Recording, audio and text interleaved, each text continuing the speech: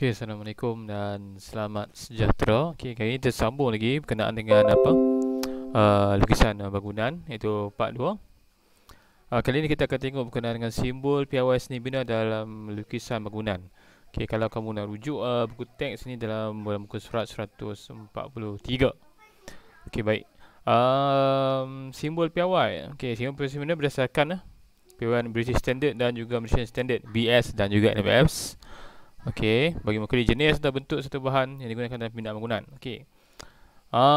Simbol piawai ini juga digunakan semua jenis lukisan bangunan seperti pelang lantai, pelang bumbung, lukisan pandangan, lukisan keratan dan berbagai-bagai lagi lah. Okey.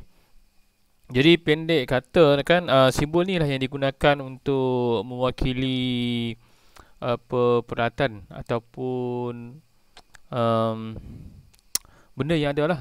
Macam benda yang nak wakili tingkap, pintu, dinding sekalipun, apa dia punya simbol piawai lah. Kita kena guna simbol piawai sebab apa?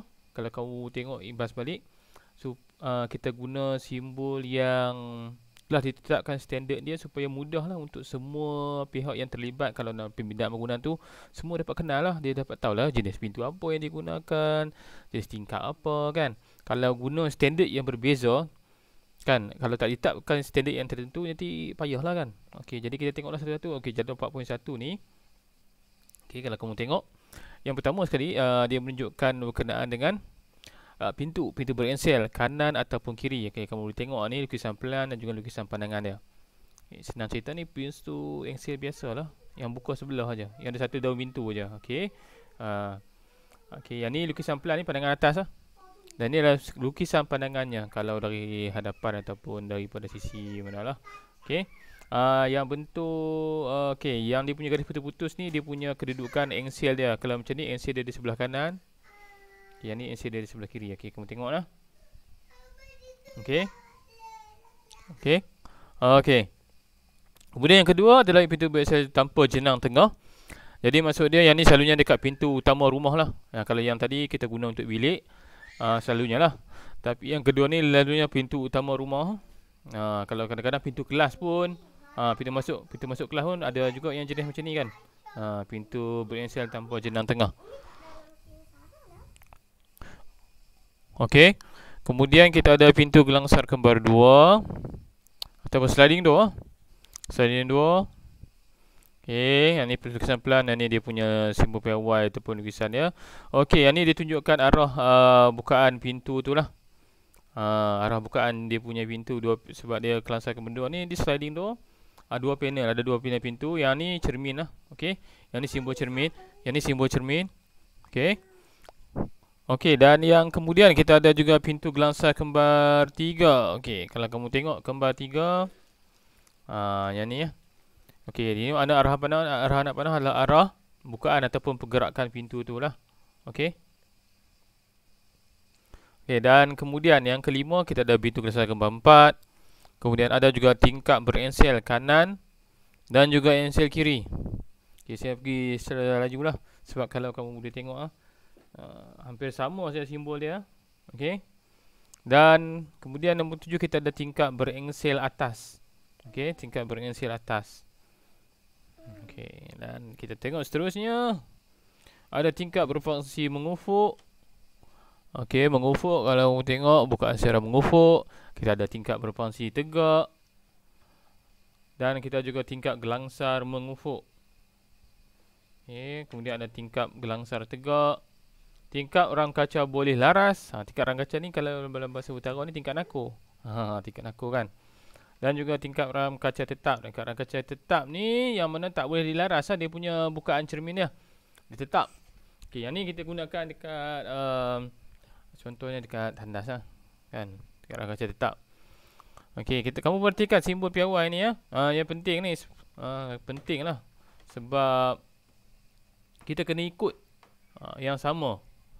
Kalau dari segi dia punya kedudukan ataupun dia punya frame dia tu, yang bahagian tepi selalu tingkap lah. Yang penting tu bahagian tepi dia tu, dia punya frame dia mesti ada. Dan juga bagaimana kepingan tingkap tu, terutamanya untuk ram kaca. Ram kaca boleh laras, lalu ada berapa kalau kamu bilang? Ada 1, 2, 3, 4, 5, 7, 8. Kalau ram kaca tetap ada 4. Okey, yang ni penting lah. Okey. Okey, dan juga yang nombor 14 ni gerbang. Gerbang ni tempat dalam dalam rumah ke, kalau nak sambung bahagian nak pergi dapur tu selalunya ada gerbang.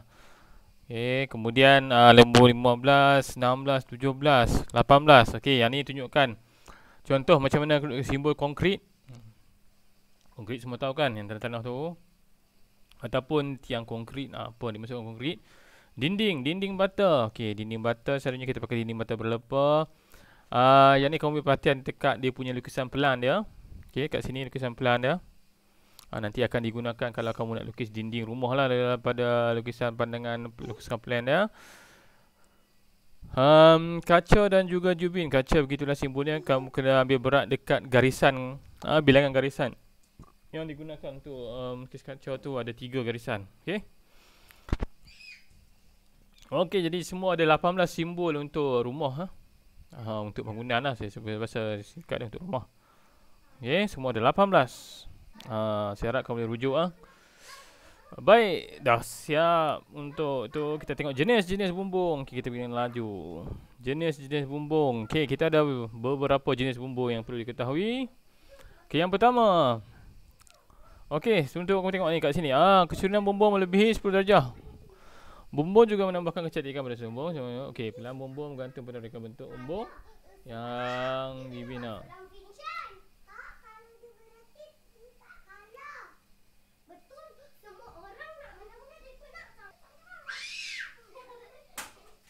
Kita sambung semula. Okey, kita sambung semula ya.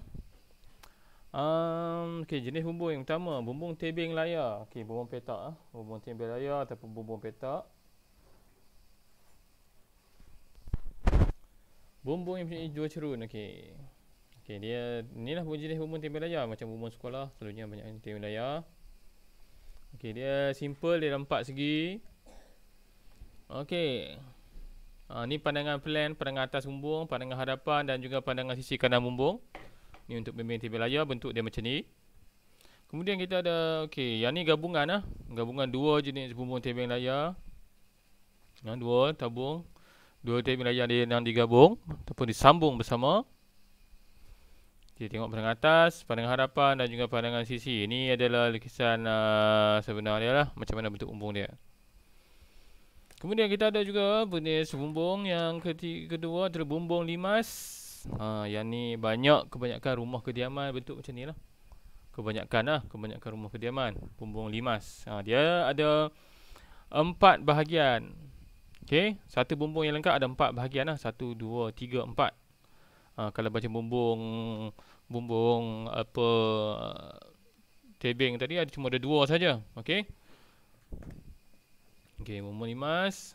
Kemudian dia juga, okey, ni gabungan bumbung limas. Kamu boleh tengok macam mana. Okey, lukisan ada bumbung bahagian atas dia macam mana, pandangan hadapan, pandangan sisi dan juga bumbung yang terakhir. Okey, yang terakhir adalah bumbung limas Belanda. Okey, macam mana dapat nama limas Belanda ni? Kamu boleh cuba carilah nanti. Cuba Google up. Okey, tengok sebab apa nama dia limas Belanda. Ada unsur pengaruh Belanda ke? Okey, dia berbeza sedikit daripada bumbung limas biasa. Beza, okey. Kalau tengok bentuk dia ni, dekat atas tu dia, okey, dia ada bahagian kiri dan kanan dia ada berbeza sikit. Okey, dia macam tinggi naik, kemudian ada macam naik tinggi sikit kalau di pandangan hadapan. Okey, kena bezakan lah pada pendudukan pandangan atas, hadapan dan juga sisi kanan. Okey. Okey, jadi saya rasa cukuplah setakat ni dulu untuk kali ni.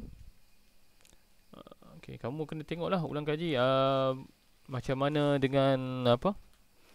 Tadi kita tengok ada 18 jenis simbol-simbol bangunan yang perlu kamu ketahui dan juga 3 jenis bumbung.